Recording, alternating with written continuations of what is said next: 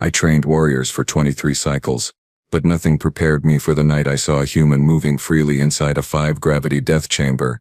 I have been training combat specialists for the Valorian Defense Corps for 23 cycles now, and I thought I had seen everything. Every species, every body type, every level of preparedness or lack thereof. My name is Corinth, and I am what you might call, well, good at my job. Very good, actually. I have turned soft-winged Pelarians into functional strike team members. I have taught Krogoth heavy infantry how to move with precision instead of just smashing through walls like drunken cargo haulers. I have standards people. High ones. So when Commander Velroth told me we were getting a human as part of the new interspecies military exchange program, I may have laughed. Out loud, in his face.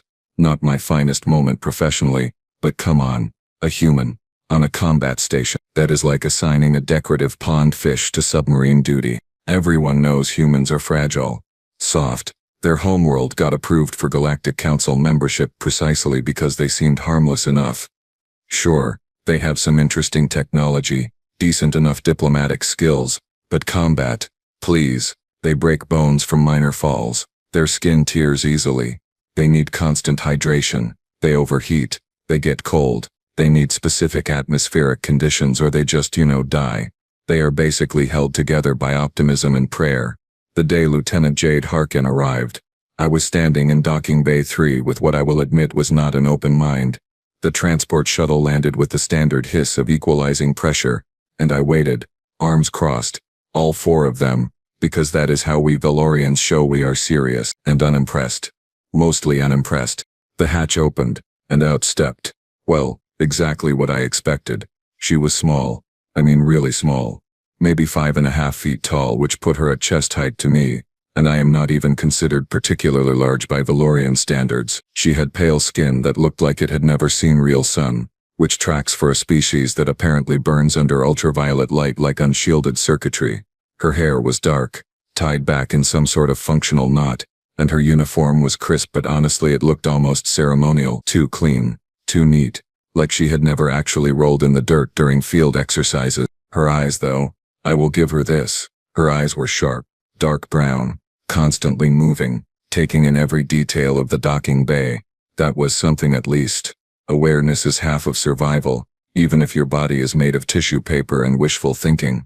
She approached me with her single duffel bag, yes, one bag, like she was here for a vacation instead of a 6-month rotation, and stopped at a respectful distance.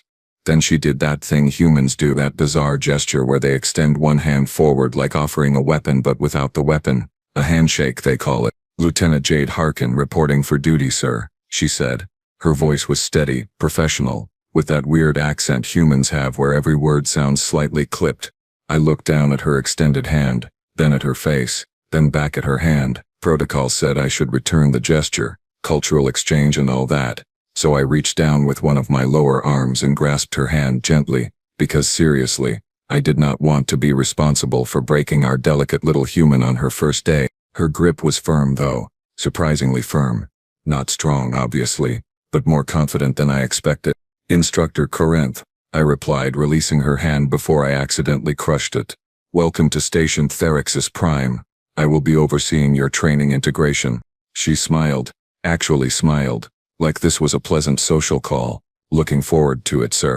Looking forward to it. Right. This was going to be a long 6 months. The orientation tour started in the main corridor, where I began my standard speech, the one I had given approximately 400 times, but this time with extra emphasis on the parts about not dying. Station Tharixis Prime operates on variable gravity zones, I explained, walking slowly so she could keep up with her tiny human legs. Standard zones are kept at 1.2 times galactic standard, which should be manageable for you barely, but we have training areas that go much higher. Section 5 is 2 times standard. Section 8 is 3 times. Training Bay 7, well, that is 5 times standard, and is absolutely off limits to you. Do you understand? Off limits. We have lost recruits in there. Big recruits, strong recruits, not your body type. Jade nodded, making notes on her datapad. Understood, sir. Off limits. The equipment lockers are coded by species clearance, I continued, gesturing to a reinforced door.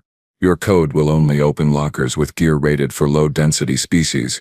Do not, And I cannot stress this enough. Do not attempt to use Krogoth battle armor or Valorian shock batons. They will either crush you or electrocute you. And filling out those incident reports is a nightmare. Noted, sir. Dietary restrictions. The station commissary has a human-safe section, marked with blue signage. Everything else may contain proteins, minerals, or compounds that are toxic to your biology. Threxis, our combat specialist, once saw a human visitor try Pelarian spice nuts and the poor creature swelled up like a gas-filled balloon. Not pretty. For the first time, Jade looked up from her datapad. Was the human okay? Eventually, after medical intervention. Just stick to the blue section. We turned a corner and nearly walked into Threxis himself. All 7 feet of scaled muscle and bad attitude. He is a draken, which means he is essentially a bipedal crocodile who learned how to use plasma weapons and never stopped being smug about it. Corinth, he growled, then his yellow eyes fixed on Jade. Is this the human? Lieutenant Jade Harkin, I said, keeping my voice neutral. Jade, this is combat specialist Threxis. Threxis looked her up and down, then made a sound somewhere between a laugh and a hiss. This is what Earth sends. I have seen cargo drones with more intimidating presence. Jade just smiled politely. Pleasure to meet you, specialist. How long do you think she lasts? Threxis asked me, not even bothering to lower his voice. I give her 2 weeks before she requests medical transfer. Maybe 3 if she is stubborn. That is inappropriate, I said, but honestly I was thinking the same thing.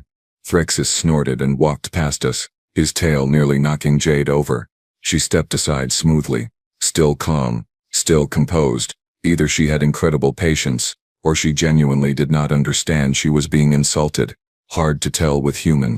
We continued to the command center where Commander Velroth was waiting. He is Valorian like me, but older, scarred, with the kind of presence that makes junior officers stand straighter. He looked at Jade with what I would call clinical interest, like examining a specimen. Lieutenant Harkin, he said, his voice deep and formal. Welcome to Threxis Prime. I trust Instructor Corinth has explained the, shall we say, unique challenges you will face here. He has been very thorough, Commander, Jade replied. Good. I will be frank with you, Lieutenant. This exchange program is political, not practical. No one expects you to complete the full rotation. If at any point you feel overwhelmed, and you will, just submit a transfer request. No shame in recognizing your limitations. There it was. The polite version of you do not belong here. Jade met his eyes without flinching. I appreciate the concern, Commander, but I intend to complete my full rotation. Velroth exchanged a glance with me. The kind of glance that said this one has spirit at least, even if her body cannot back it up. As we left the command center, I caught sight of a group of recruits near the training wing entrance. Valorian, Draken, 2 Krogoth. They were watching Jade, whispering, laughing. I heard fragments of conversation, betting pools. Over-under on how many days until she quits, whether she would even survive basic conditioning. Jade heard it too. I know she did, because her jaw tightened just slightly. But she said nothing, just kept walking, kept taking notes, kept being professional. I was starting to think that maybe, just maybe, her breaking point would not come from physical challenges. It would come from everyone assuming she had already failed. 3 weeks into Jade's rotation, I had started to relax a little. She had not quit, which was surprising. She had not injured herself, which was more surprising. She kept to her designated areas, followed protocols, stayed quiet during group training sessions. Basically, she was doing exactly what I expected, staying in her lane, not making waves, surviving but not thriving. Night cycle patrol is usually boring. I walk the corridors, check the training bays, make sure no idiot recruits are trying to show off after hours. Standard stuff. But that night, as I passed through Section 8, my datapad lit up with an alert. Training Bay 7. Unauthorized access. Environmental systems active. My blood went cold. Bay 7 is not just off limits to humans. It is dangerous for most species. 5 times galactic standard gravity. We use it for elite conditioning, and even then, only in short bursts with full medical teams on standby. If someone had stumbled in there by accident, if the gravity plating had malfunctioned and trapped someone inside, well, that would be a very bad situation. I ran, all forearms pumping, my boots hammering against the deck plating. The bay entrance was sealed but active, red light indicating full environmental load. I overrode the lock with my instructor codes and hit the exterior panel, ready to drag out whoever was dying in there. The door slid open, and I stopped. Just stopped. Frozen. Because what I was seeing did not make sense. Jade was in there. Alone. Moving. Not crawling. Not struggling. Moving. She was running a full combat drill sequence. Footwork patterns, strike combinations rolling, pivoting, jumping. Her movements were fluid, controlled, fast. She was wearing a light training suit, her hair still tied back, and she was not just surviving the 5 times gravity environment. She was thriving in it. I stood there in the doorway, my brain trying to process what my eyes were telling me. 5 times gravity. That is the equivalent of having 4 copies of yourself stacked on top of you. Every step should feel like dragging a cargo sled. Every breath should be a struggle. Your own body weight becomes a crushing burden. She executed a spinning kick, landed, transitioned into a ground drill, pushed herself up, all of it smooth, natural, like she was training in normal conditions. Then she saw me. She stopped mid-motion, breathing hard but not collapsing, and straightened up. "Oh, evening instructor. Sorry. I know it is late. I could not sleep. Figured I would get some extra training in." I just stared at her. My mouth opened, closed, opened again. You are in Bay 7. Yes, sir. Bay 7. 5 times standard gravity. Yes, sir. The bay that is off limits to you. She had the decency to look slightly apologetic. About that. I meant to ask for clearance, but I did not want to bother anyone. And honestly, I needed something more challenging than the standard zones. Those felt, well, too light. Too light. She just said 5 times. Galactic standard gravity felt too light. I walked into the bay, and immediately felt the weight slam down on me. My knees bent automatically. My breathing shifted to short, controlled bursts. I am Valorian. I am built for this. And it still feels like carrying a full combat load uphill. How long have you been in here? She checked her wrist display. About 40 minutes. I was planning on another 20, then cool down. 40 minutes. 40 minutes. How? I managed to ask, because my vocabulary had apparently shrunk to single words. Jade wiped sweat from her forehead. Earth is a high-gravity world, sir. Our standard gravity is about 0.98 times what you call galactic standard, but our training protocols, especially for military, we train heavy. Most combat soldiers train at 1.5 times Earth normal. Special operations go higher. I usually train at 2 times Earth gravity, which is, let me calculate, roughly 1.96 times galactic standard. My brain was trying to catch up. So this 5 times standard, this is what to you? About 2.5 times Earth gravity. So yeah, heavier than my normal routine, but not by much. Good workout though. Really feel it in the legs. She smiled. Actually smiled. Like she had just finished a pleasant jog instead of what should have been a crushing ordeal. Wait. Your planet, Earth. You are telling me your entire species evolved on a high-gravity death world? Death world. She looked confused. I mean, we just call it Earth, but I guess compared to most council worlds, yeah. Higher gravity, extreme temperature ranges, aggressive wildlife, tectonically active, frequent storms. The council classification did list us as Category 4 hazard environment, if that is what you mean. Category 4. Category 4. That is the same rating as the Krogoth homeworld. Those beings are 8 feet tall and made of solid muscle. But you're so small, I said, and immediately regretted how it sounded. Jade laughed. Actually laughed. Small does not mean weak, sir. We evolved under high gravity. Our bone density is roughly 3 times what most council species have. Our muscle fiber composition is designed for sustained load bearing. Our cardiovascular system is built to push oxygenated blood through our bodies under constant high pressure. We are compact because we had to be. Efficient. Dense. She walked toward me, moving easily through the crushing gravity, and I realized I was wrong. So completely, fundamentally wrong. She was not fragile. She had never been fragile. We had been looking at a high-gravity predator and calling it delicate because it came in a small package. So about that clearance, Jade said, still catching her breath but looking perfectly comfortable. Would it be possible to get authorized access to Bay 7? Maybe even see if we have anything at 6 or 7 times standard. I would really like to push my limits while I am here. I stared at her. This tiny human, this creature I had been so certain would break. I need to make some calls, I said quietly. She grinned. Thanks, sir. Oh, and maybe do not mention this to Commander Velroth yet. I do not want to make a big deal about it. Too late for that, Lieutenant. Way too late for that. I kept my mouth shut for exactly 12 hours. That is how long my professional discretion lasted before I told one person who told another person who told 3 more people, and by the next morning cycle the entire station knew that the fragile little human had been running combat drills in Bay 7 like it was a recreational park. The reactions ranged from disbelief to outright mockery. "Sensor malfunction," said Lieutenant Cressa, a Valorian tactical officer. "The gravity plating must have been miscalibrated.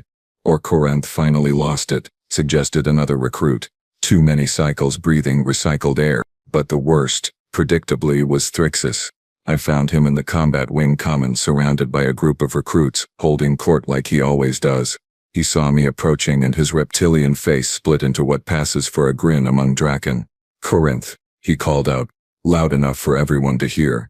"I heard the most amusing story this morning. Something about your pet human performing miracles in high gravity. Tell me, did you also see her walk on water, part the cargo bay doors with her mind?" The surrounding recruits laughed. I felt my back plates bristle with irritation. "I know what I saw, Thrixus." "What you saw was probably equipment failure or exhaustion-induced hallucination.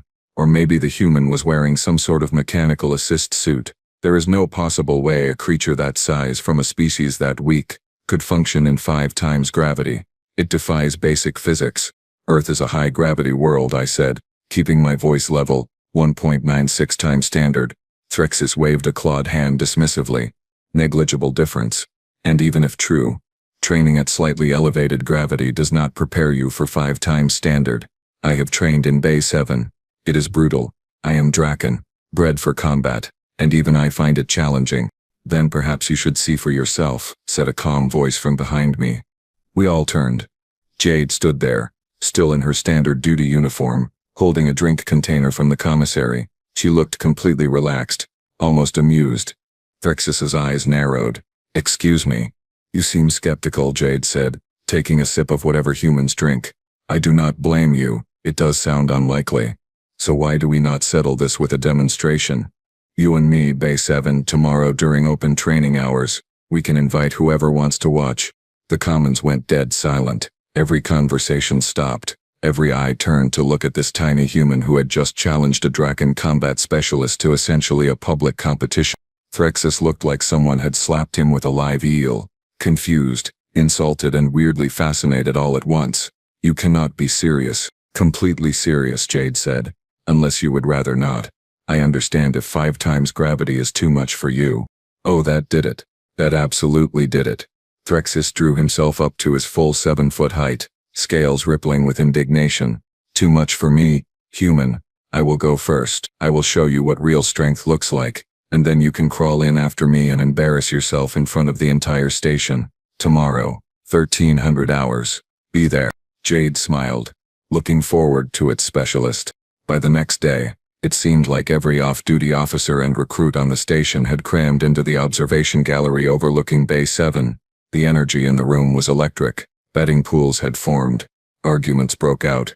I heard odds being shouted across the crowd. Commander Velroth stood next to me at the control panel, arms crossed, expression unreadable. "This is highly irregular, instructor." "Yes, sir. If the human gets injured, this will reflect poorly on both of us." "Yes, sir. And yet you approved this demonstration." I glanced at him. "Sir, I think we need to see this. All of us." He grunted but did not order me to cancel it. Below, in the staging area outside Bay 7, Thrixus was doing warm-up stretches, drawing out the show. He had an audience now and he was playing to it. Jade stood quietly to the side, doing some simple flexibility exercises, not trying to compete for attention. Thrixus approached the bay entrance and turned to face the observation gallery. "Watch and learn, people. This is how a warrior handles extreme conditions." He stepped through the door.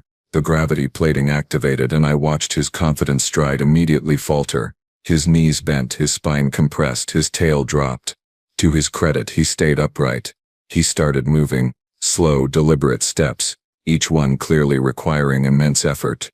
He threw a punch. It was slow, telegraphed, nothing like his usual speed. He attempted a kick, barely got his leg up to waist height. His breathing became labored, visible even through the observation window. Sweat began pouring down his scales. 2 minutes. He lasted exactly 2 minutes before he staggered back toward the exit. When he emerged, he was gasping, his legs shaking, but he raised his arms in victory anyway. 2 minutes in 5 times gravity, he announced between breaths. Beat that, human. The crowd actually applauded. Because for most species, surviving 2 minutes in Bay 7 is legitimately impressive. Jade stepped forward, rolled her shoulders once and walked toward the entrance. The entire gallery leaned forward as one. This was the moment. This was where we would find out the truth. Jade stepped through the entrance into Bay 7 and the gravity plating activated with its characteristic hum. I watched her posture, waiting for the telltale signs of strain, the knee bend, the compressed spine, the immediate shift to survival mode that every species shows when hit with 5 times their body weight. Nothing happened. She stood there straight-backed, relaxed, like she had just walked into a standard training room. She took a few experimental steps, bouncing slightly on her feet, testing the environment. Then she looked up at the observation gallery and gave a thumbs up, that weird human gesture that apparently means everything is fine. Is the gravity plating actually active? Someone in the gallery asked. I checked the readouts. 5.02 times standard. Full operational, Jade began. And by began I mean she exploded into motion. She started with a running drill, sprinting from one end of the bay to the other, not jogging, not struggling forward. Sprinting. Her legs pumped, her arms drove, her breathing stayed controlled and rhythmic. When she reached the far wall, she did not stop to rest. She dropped into push-ups, full extension push-ups, her body moving up and down with mechanical precision. 20, 30, 40. This is impossible, Threxus muttered beside me, still catching his breath from his own attempt. She transitioned into a combat sequence. Strike combinations, moving through forms I recognized from standard military training, but executed with a speed and fluidity that should not exist under that gravitational load. Jab, cross, hook, uppercut, elbow strike, knee drive, spinning back fist. Every movement crisp, every technique sharp. Then she started adding acrobatics. A cartwheel, a round off, a back handspring, in 5 times gravity. I have seen elite Valorian athletes fail at basic tumbling in Bay 7, and this human was flipping through the air like gravity was a polite suggestion rather than a physical law. The observation gallery had gone completely silent, not the silence of boredom, but the silence of witnesses. The kind of silence that happens when everyone watching realizes they are seeing something that will change their understanding of reality. Jade moved to the weapons rack. She selected a standard-issue training staff, the kind we use for close-quarters combat drills. She spun it experimentally, testing the weight under the increased gravity, then launched into a weapons cat. The staff became a blur. Over her head, behind her back, sweeping low, thrusting high, she incorporated it into her movement, spinning, striking imaginary opponents, transitioning between offensive and defensive postures with absolutely no wasted motion. Her footwork was perfect, her balance was perfect, everything was perfect. How long has she been in there? Commander Velroth asked quietly. I checked the timer. 15 minutes, sir. 15 minutes. Threxus had barely managed 2, and he had done basic movement. Jade was performing advanced combat techniques, and she still had not slowed down. She set down the staff and moved to the resistance training equipment. Pull-ups on the high bar. In 5 times gravity, that means she was lifting not just her body weight, but effectively 5 times her body weight, with each repetition. She knocked out 10. Paused. Did 10 more. Someone check her file, Velroth ordered. Find out what Earth's actual military training protocols are. I want specifics. A junior officer scrambled to comply. Jade had moved on to ground fighting drills now. Rolling, grappling invisible opponents, executing throws and holds, and transitions. Every movement demonstrated complete body control, complete spatial awareness. She was not showing off. This was just training. Normal training for her. The junior officer returned, his face pale. Sir, according to Earth military documentation, standard infantry qualification requires sustained performance at 1.5 times Earth gravity.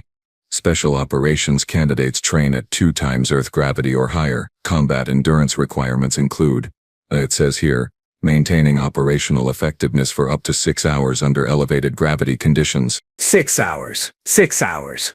What else? Velroth demanded. Their bone density is, Commander. Their bone density is listed as 3.2 times galactic standard average. Muscle fiber density 2.8 times average. Cardiovascular efficiency rated at This cannot be right. Rated at 4.1 times average. Sir, according to this, humans are biologically classified as megafauna persistence hunters from a Category 4 hazard world. They are. The report categorizes them as endurance apex predators. Apex predators.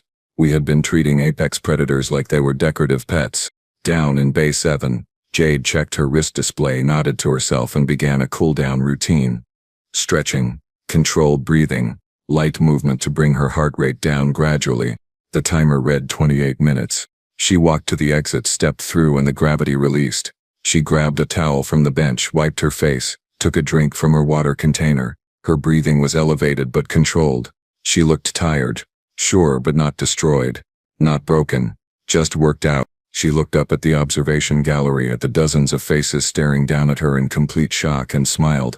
That was great, she called up. Really good workout. Hey, Instructor Corinth. I have been meaning to ask, do we have any bays rated for 6 or 7 times standard? I would love to really push my limits while I am here. 5 times is good for maintenance, but I want to see what I can actually do, you know? Nobody answered. Nobody could answer. We were all too busy having our entire understanding of human capability completely rewritten. Threxus, to his credit, found his voice first. You train harder than this. Regularly. Well, yeah, Jade said, like it was obvious. I mean, I am here to learn and improve, right? That is the whole point of the exchange program. I want to go back to Earth better than when I left. Better than when she left. She was already operating at a level that exceeded 90% of the combat specialists on this station, and she wanted to get better. I looked at Commander Velroth. He looked at me. We both looked back down at Jade, who was now doing post-workout stretches completely casual, like she had not just shattered every assumption we had about her species. Corinth, Velroth said slowly. How many humans did Earth say they were sending to various stations through this exchange program? I pulled up the file. 50, sir. 50 humans across 20 different military installations. 50, he repeated. 50 of these. And we categorized them as low-threat participants requiring protective protocols. Yes, sir. He was quiet for a long moment. I need to send some communications to several commanders. Immediately. Down below, Jade had finished her cooldown and was heading toward the locker rooms, chatting pleasantly with a stunned-looking Valorian recruit who had worked up the courage to approach her. I stood there, watching her go, and tried to process everything I thought I knew about humans, about strength, about what delicate actually meant. Turns out, we did not know anything at all. The station commons had never been this crowded during off hours. Word had spread, and now it seemed like everyone wanted to be near Jade to hear her speak, to understand how we had gotten everything so catastrophically wrong. She sat at a corner table, still in her training gear, surrounded by a semi-circle of officers and recruits who hung on her every word. I stood at the back with Commander Velroth, listening. So Earth is what we call a high-gravity world. Yeah, Jade was explaining, her hands gesturing as she spoke. But that is just one part of it. Our planet has extreme temperature swings, -40 to +50 Celsius, depending on region and season. We have volatile weather patterns, hurricanes, tornadoes, earthquakes, volcanic activity. Our atmosphere has higher oxygen content than most council worlds, which makes fires burn hotter and faster. And our bios, well, everything evolved in competition. Predators, prey, parasites, diseases, survival pressure was constant. So humans adapted, offered Cressa, the Valorian tactical officer who had earlier dismissed my story as sensor malfunction. We did not just adapt, Jade said. We specialized. Our ancestors were persistence hunters. We did not chase prey by being faster or stronger. We chased them until they collapsed from exhaustion. We can regulate our body temperature through sweating, which means we can keep moving when other animals have to stop and cool down. Our cardiovascular system can maintain elevated activity for hours. Some humans run ultramarathons, rates over 100 miles, just for recreation. 100 miles, someone repeated, disbelieving. Some go further. We had one guy run 350 miles without stopping. Took him about 80 hours, but he did it. The crowd murmured. That kind of endurance was unheard of among most species. Even Valorians who pride ourselves on stamina cannot maintain physical output for that duration. And your healing? Asked Threxus, who had been uncharacteristically quiet. I have heard rumors. Jade nodded. Our regenerative capability is pretty robust. Broken bones heal in weeks. Soft tissue damage repairs itself constantly. Our immune system fights off infections that would kill most species. We have this thing called a fever where our body deliberately raises its temperature to kill pathogens. We basically cook invaders to death from the inside. That sounds horrifying, someone muttered. It is effective, Jade countered with a grin. Oh, and we are adaptable. Put us in cold environments, we develop more body insulation. Put us in high altitude. Our blood develops more oxygen carriers. Expose us to new diseases. Our immune systems learn and remember. We are really hard to kill, and even harder to keep down. Commander Velroth stepped forward then, and the crowd parted respectfully. He stopped in front of Jade, and for a long moment, just looked at her. Then he did something I had never seen him do in 23 cycles of service. He bowed, a full formal Valorian bow, all four arms extended in a gesture of respect and apology. Lieutenant Harkin, he said, his voice carrying through the now silent commons. I owe you an apology. We categorized your species based on appearance rather than capability. We made assumptions rooted in ignorance. We treated you as fragile when you are anything but. This was unworthy of the Defense Corps, and unworthy of the respect you deserve.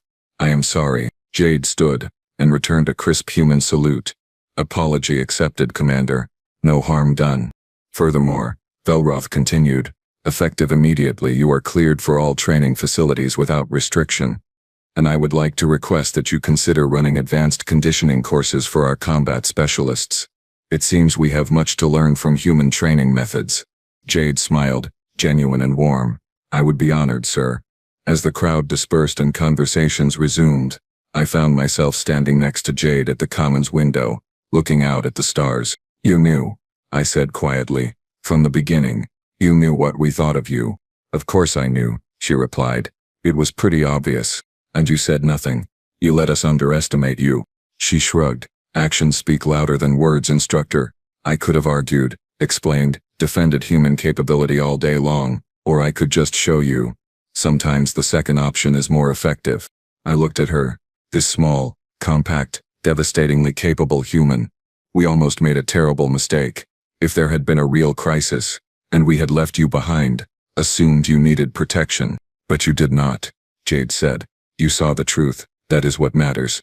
She was right, of course, but it made me think about all the other species we might be misjudging, all the other beings we categorize based on surface appearance rather than actual ability.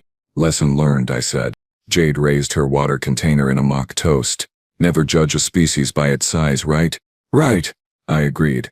Especially humans. Especially humans. Because if we learned anything from Lieutenant Jade Harkin, it was this. They might come in small packages. They might look delicate. They might seem like they need protecting.